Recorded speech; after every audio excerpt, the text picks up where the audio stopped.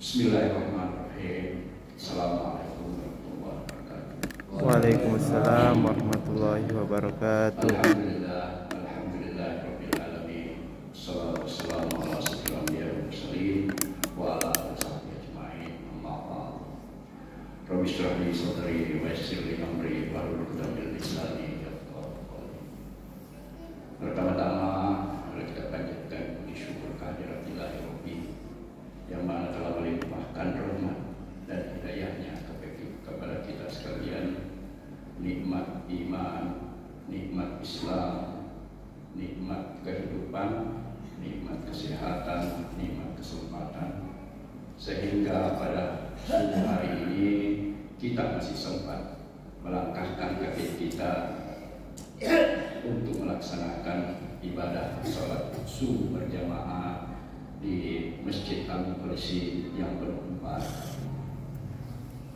Kedua kalinya mari kita mengucapkan ribuan terima kasih kepada junjungan besar Muhammad Sallallahu Alaihi Wasallam yang telah memberikan petunjuk dari jalan terang. Hadirin dan hadirat yang sama-sama saya katakan, manusia diciptakan di dunia ini adalah untuk beribadah. Jadi tidak lain adalah untuk beribadah. Wa ma khalaqtul jinna wal insa illa liya'budun. Kami tidak menciptakan jin dan manusia kecuali untuk beribadah. Kemudian kenapa itu dianjurkan ataupun untuk beribadah?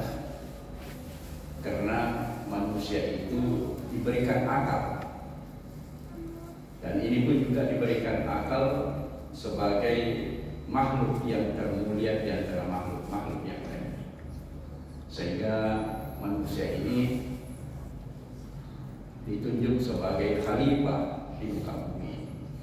Jadi kita ini sebetulnya manusia itu semuanya adalah khalifah. Tidak ada manusia dikatakan bukan khalifah. Kenapa?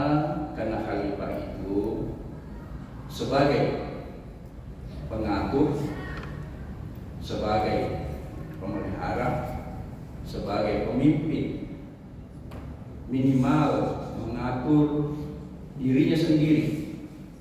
Coba bayangkan kalau seumpama manusia itu sendiri tidak bisa mengatur dirinya, apalah jadinya.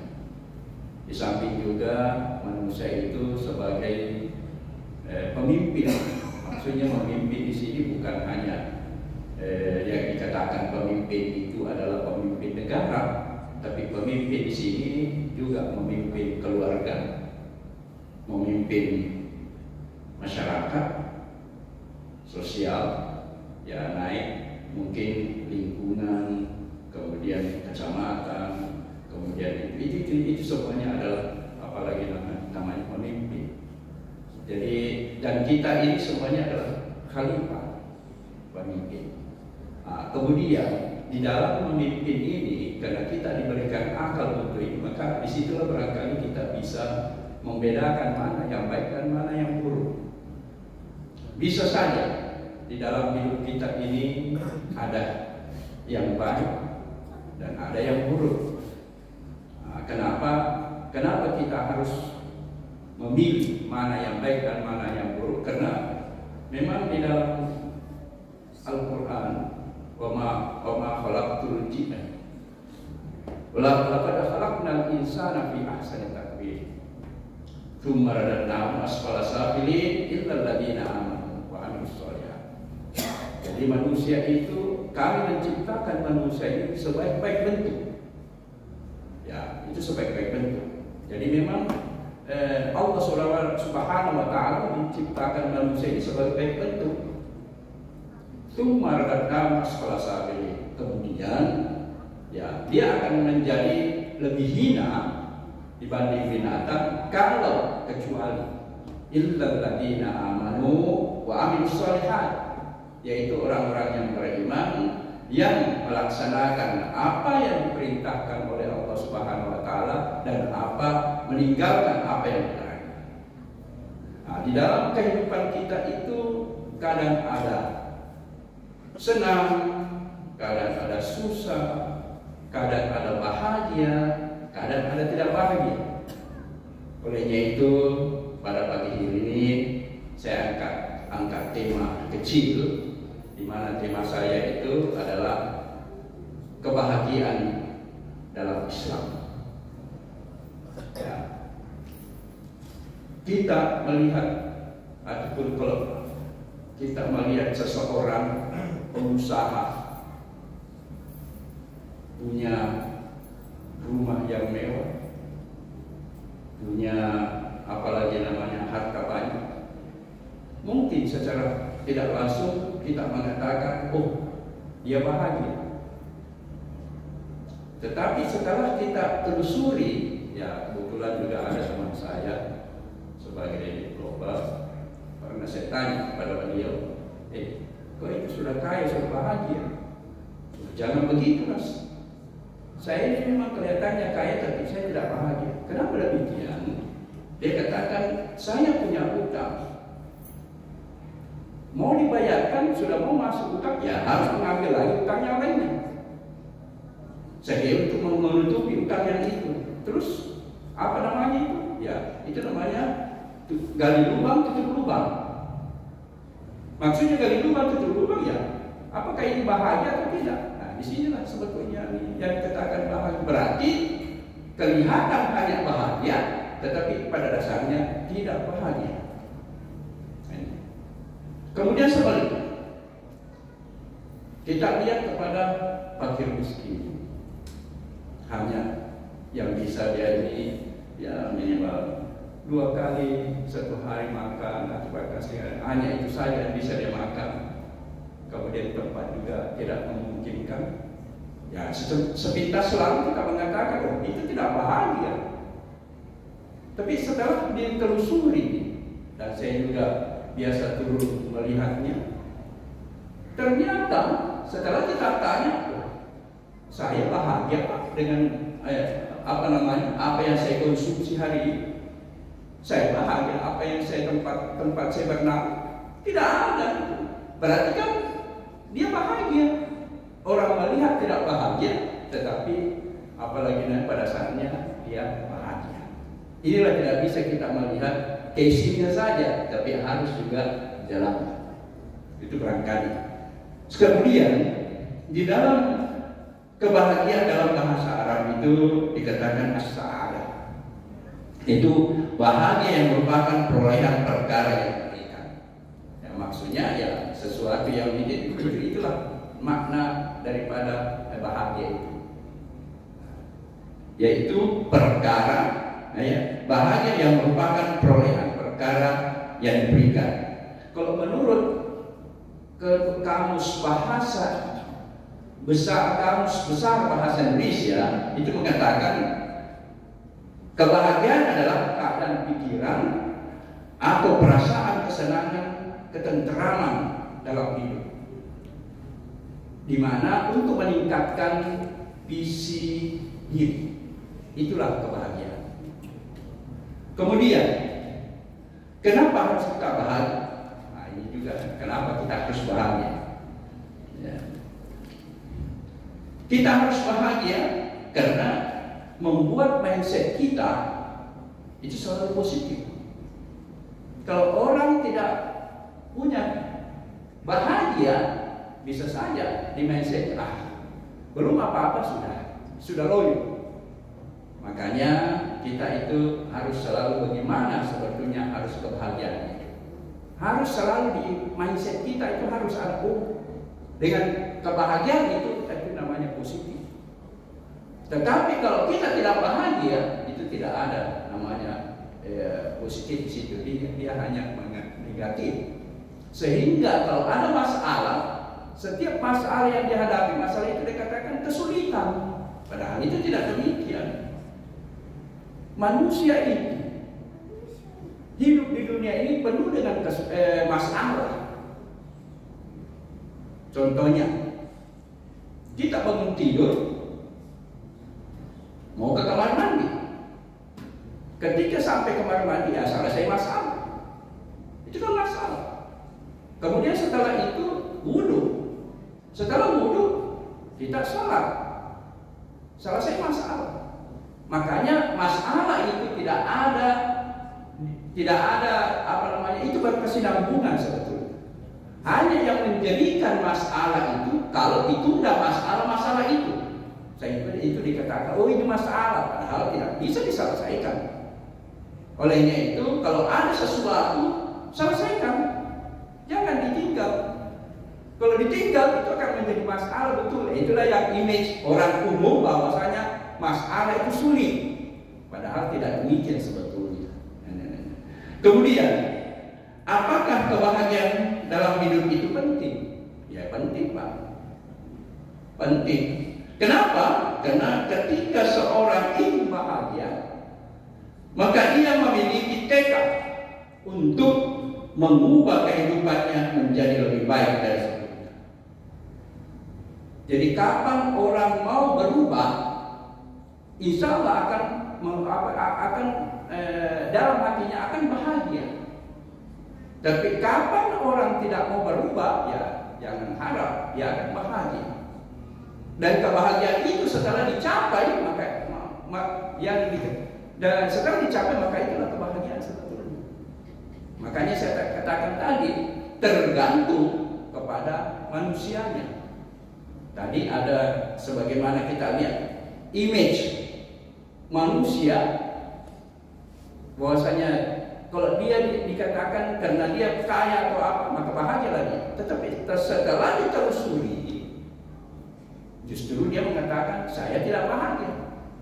Sebaliknya orang miskin tadi. Kemudian di dalam kebahagiaan ini, ya kan sebetulnya kebahagiaan ini muncul di orang psikolog. Makanya saya angkat satu dua di sini menurut para ahli tentang masalah psikologi ini.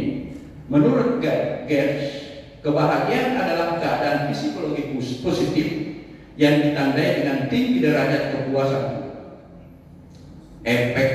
afek positif, dan rendahnya derajat afek negatif. Jadi kebahagiaan sebetulnya itu ya tingginya kepuasan, yang mana derajatnya itu sebagai afek positif. Kemudian ada rendahnya derajat afek negatif. Jadi dia lebih tinggi positifnya daripada negatifnya. Itulah apalagi namanya kebahagiaan. Kemudian di dalam penelitian di Amerika, saya hanya memberikan dulu contoh, nanti masuk ke Islam. Kebahagiaan, sebuah penelitian psikologi sosial menyebutkan terdapat 3 pilar dalam kebahagiaan. Yang pertama adalah having a good family life, yaitu memiliki keluarga yang harmonis. Ya. Untuk mengukur keluarga yang harmonis, ya bagaimana? Kalau kita mau lihat keluarga yang harmonis, lihatlah skop kecil daripada keluarga itu. Kalau keluarga itu terjalin hubungan antara sesama keluarga dan tidak ada pertentangan di dalamnya, walaupun biasa dalam keluarga itu ada trik-trik, tapi itu tidak menjadi masalah, maka itulah sebetulnya kebahagiaan daripada keluarga. Sebaliknya kalau ya hanya sedikit-sedikit marah, sedikit-sedikit ini, tidak akan terjadi yang namanya kebahagiaan. Justru kalau orang Makassar bilang orang Bugis bilang susah neraka. Dan itu kan tidak demikian sebetulnya. Itu yang pertama. Kemudian yang kedua adalah having a good job, yaitu memiliki pekerjaan yang layak. Ya, kita ini manusia insya Allah kalau kita memiliki pekerjaan, kita akan bahagia. Seperti kita bahagia memiliki pekerjaan, apakah itu TNI, Polri, ASN, dan lain sebagainya. Kalau kita melihat, kalau kita bekerja demikian, maka disitulah kebahagiaan seorang pekerja. Lain dengan pensiun, Pak, pensiun itu sudah lewat kerjanya. Jadi alhamdulillah kita syukuri pensiun kita. Nah, kemudian sebanyak apapun harta yang diwarisi oleh orang tua, sebanyak apapun harta yang kita miliki, kalau tidak ada pekerjaan, ini menurut penelitian, kalau tidak ada pekerjaan maka tidak bahagia. Kemudian yang ketiga adalah happy dengan friend and community. Memiliki teman dan komunitas yang baik. Pertemanan dan komunitas yang baik adalah bagian penting dalam kehidupan sosial.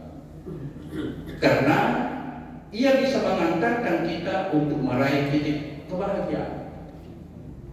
Coba kita biasa ada komunitas-komunitas seperti komunitas sepeda, komunitas jalan kaki, bahkan ada juga komunitas jamaah subuh.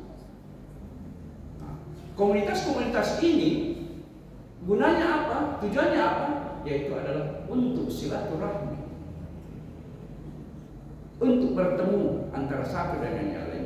Insya Allah kita, kalau kita bertemu antara satu dengan yang lainnya, itu insya Allah kita akan bahagia. Dan saya kira bapak-bapak di sini yang ikut dalam jamaah di sini, alhamdulillah. Ya, saya tidak mengatakan bapak bahagia, tetapi dengan gerak-gerik dan kita masuk di masjid ini, itu insya Allah itu adalah kebahagiaan, suatu kebahagiaan. Karena kita akan silaturahmi, kita akan ketemu, kita akan bertukar pikiran, dan alhamdulillah masjid itulah tempat kita bertukar pikiran. Kalau setelah keluar dari masjid lain lagi kita punya ini. Jadi makanya di situ sebetulnya yang kita inginkan. Kemudian di dalam Islam, kebahagiaan menurut Islam itu letaknya, kebahagiaan itu bukan kepada apalagi namanya yang banyak uangnya, yang banyak kendaraannya, yang besar rumahnya, tapi kebahagiaan itu adalah di hati, letaknya di hati, disertai dengan keimanan dan dilandasi dengan kehendak ataupun mendekati Allah Subhanahu wa Ta'ala. Itulah sebetulnya letak daripada kebahagiaan itu.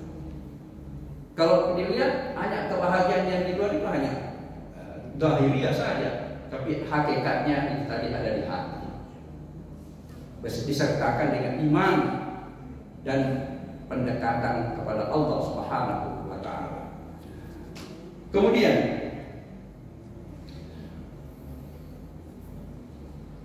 agama kebahagiaan menurut Islam, menurut Al-Ghazali, kebahagiaan itu adalah manusia yang telah terbuka hijabnya, terbuka sitarnya untuk Allah Subhanahu wa Ta'ala.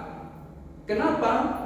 Karena untuk bisa dikontrol oleh Allah Subhanahu wa Ta'ala. Jadi kebahagiaan itu menurut Imam Al-Ghazali itu keterbukaan terhadap Allah Subhanahu wa Ta'ala supaya bisa dikontrol oleh Allah Subhanahu wa Ta'ala. Kemudian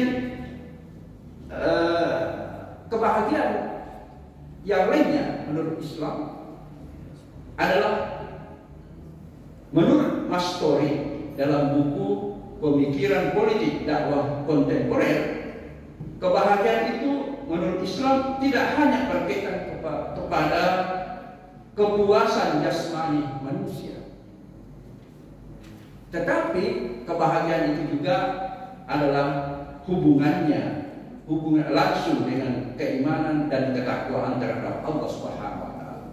Jadi bukan hanya di hadapan kita kepada kepuasan jasmani manusia, tetapi adalah kepuasan kepada Allah Subhanahu wa taala, lebih dekat langsung kepada Allah Subhanahu wa taala. Itulah kebahagiaan sebetulnya. Kemudian untuk membangun keluarga yang harmonis dan sakinah, ya itu ada hal yang memberikan kita bisa membangun hal tersebut. Yang pertama, kita bangun keluarga itu dengan iman. Iman, ya, dalam arti bahwasanya keluarga itu harus didasari dengan fondasi keimanan yang kuat, yang di dalamnya ada tanggung jawab dan responsibilitas, sehingga apapun yang dilakukan selalu mengarah kepada pemenuhan hakikat keluarga. Kebahagiaan seseorang itu dilandasi dengan apalagi dengan keimanan. Keluarga pun juga demikian. Insya Allah kalau di dalam keluarga kita sudah dilandasi dengan keimanan, insya Allah tetap akan bangga. Kemudian yang kedua tidak kalah pentingnya juga adalah bangunlah keluarga itu dengan cinta. Nah, ini kalau saya mengatakan cinta, asosiasinya kemana ini? Image-nya. Nah, cinta dalam arti bahwa apapun yang kita lakukan dalam kehidupan ini semestinya berada dalam bingkai cinta atau atas nama cinta kepada anggota keluarga. Jadi kalau di dalam keluarga ya harus kita cinta kepada anggota keluarga. Jangan mencintai yang lain, Kalau mau langgeng, kalau tidak ya itulah lagi masalahnya. Ya, sebagaimana dalam firman Allah ada dua terminologi yang digunakan Al-Quran tentang cinta, yaitu mawaddah dan rahmah. Dalam Al-Quran surat Rum ayat 21, A'udzubillahi minasyaitonirrajim, bismillahirrahmanirrahim. Wa min ayatihi an khalaqalakum min anfusikum azwaja litaskunu ilaiha wa ja'ala bainakum mawaddah wa rahmah. Inna fi dzalika la'ayatun liqaumin yatafakkarun. Dan di antara tanda-tanda kekuasaannya ialah dia menciptakan untukmu istri-istri dari jenismu sendiri, supaya kamu cenderung dan merasa tenteram kepadanya, dan dijadikannya di antaramu rasa kasih dan sayang. Sesungguhnya pada yang demikian itu benar-benar terdapat tanda bagi kami yang berpikir. Jadi di dalam hidup ini itu tadi ada mawaddah dan ada rahmah. Di antara ulama berpendapat bahwasanya mawaddah itu adalah cinta kita kepada pasangan kita masih berjalan dengan normal. Itu mawaddah. Kalau rahmah, bukan Pak Rahmat, Pak. Rahmah adalah cinta kita kepada pasangan kita ketika hubungan biologis itu tidak lagi berjalan semula seperti semula. Ya, jadi kalau kita sudah uzur orang tua, jangan juga lagi dikatakan mawaddah, Pak. Mungkin ya sudah kembali ke rahmah. Kecuali kalau yang masih memungkinkan, yang masih mawaddah itu. Tapi kalau biasanya orang-orang yang muda ya mawaddah. Tapi kalau yang sudah berumur ya rahmah. Kemudian dengan adanya rahmah, mawaddah dan rahmah ini, dengan adanya pernikahan kita, disinilah bisa melanggengkan hubungan kita dalam keluarga. Dengan adanya tadi itu, adanya mawaddah dan adanya rahmah. Kalau tidak, itu tidak bisa. Kemudian faktor yang membuat orang bahagia, pertama adalah kehidupan sosial. Orang yang sangat bahagia adalah orang yang memiliki kehidupan sosial yang baik dan sering melakukan sosialisasi. Kita lihat tadi komunitas yang ada. Ya, kalau dia bertemu, kita bertemu, maka terjadilah sosialisasi, terjadilah silaturahmi, terjadi keakraban. Dengan silaturahmi, keakraban, maka memunculkan kebahagiaan. Kemudian faktor yang selanjutnya, ini banyak faktor tapi hanya dua saya ini. Faktor selanjutnya itu adalah orang religius. Lebih banyak, lebih bahagia dan lebih puas terhadap kehidupan karena agama dapat memelihara, memberikan harapan atau masa depan dan menciptakan makna hidup bagi manusia yang nantinya akan bahagia dunia dan akhirat. Ya, dengan agama bisa, ya, dengan kita berlandaskan kepada agama, insya Allah kita akan mendapatkan kebahagiaan di dunia, kesejahteraan di dunia, dan kebahagiaan di akhirat. Kemudian ciri manusia yang mendapatkan kebahagiaan. Ini banyak juga, tapi barangkali hanya dua ini. Yang pertama adalah selalu mencari karunia Allah Subhanahu wa Ta'ala. Mencari rezeki ya, harus dengan halal. Mencari rezeki dengan halal, jangan hanya caranya yang halal, tapi zat rezeki itu juga harus halal. Kapan zat rezeki itu tidak halal, maka tidak halal dia, walaupun caranya halal. Kemudian yang kedua, memiliki sifat qanaah dalam kehidupannya. Qanaah maknanya ridha terhadap rezeki yang dikaruniakan Allah kepadanya. Dia bersyukur dengan rezeki yang diberikan. Sebagaimana sabda Rasulullah SAW, "Undur ila man asfala minkum, wala tandur ila man fawqakum, fa huwa ahqar Allah taziru nikmatallahi alaihi." Lihatlah orang yang ada di bawah kalian, jangan melihat seorang yang ada di atas kalian. Hal tersebut agar kalian tidak meremehkan nikmat Allah kepada kalian. Hadis riwayat Muslim. Yang maksudnya, ya, kalau kita bandingkan suatu pekerjaan, ada pengusaha yang penghasilannya setiap hari berjujur, maksudnya berjuta-juta, bahkan sampai 100 juta per hari, dibanding dengan pekerja yang hanya penghasilannya 10.000 sampai 40.000 per hari. Ya, tidak mungkin kita bisa menyamainya yang setiap hari yang berjuta-juta. Makanya kita tidak bisa melihat ke atas dalam hati. Karena kapan kita melihat ke atas tidak ada kesyukuran, kita tidak memiliki syukur. Tetapi sebaliknya, kita harus melihat ke bawah. Alhamdulillah, saya sudah naik mobil, masih ada orang yang naik sepeda motor. Alhamdulillah, saya sudah naik motor, masih ada orang yang naik sepeda. Alhamdulillah, saya sudah naik sepeda, masih ada orang yang jalan kaki. Jadi kalau kita melihat ke bawah, maka di dalam harta, maka selalu ada kesyukuran. Karena kita hidup ini penuh dengan syukur. Karena kapan kita tidak mensyukuri nikmat Allah, akan jauh daripada kita. Ini masalah harta. Tetapi masalah ilmu tidak. Masalah ilmu harus melihat ke atas. Kenapa? Profesor, dia menjadi profesor tidak asal menjadi profesor begitu. Dia melalui pendidikan dari bawah. Mungkin di rumahnya itu selama 2 tahun dididik oleh ibunya. Kemudian masuk daycare lagi 2 tahun, masuk PAUD lagi 1 tahun, masuk TK. Kemudian masuk SD, masuk SMP, masuk SMA, masuk perguruan tinggi S1, S2 dan 3 dan sampai profesor.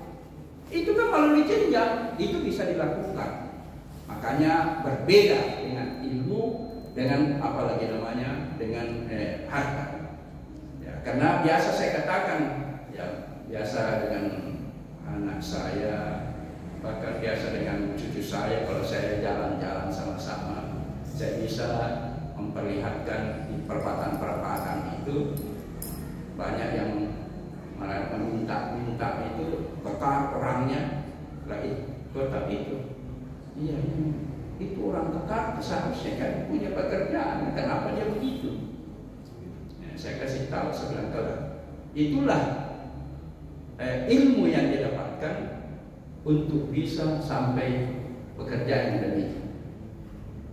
Jadi olehnya itu kalau anda tidak mau seperti itu, belajar, insya Allah akan lebih tinggi. Saya kira cukup dulu dari saya.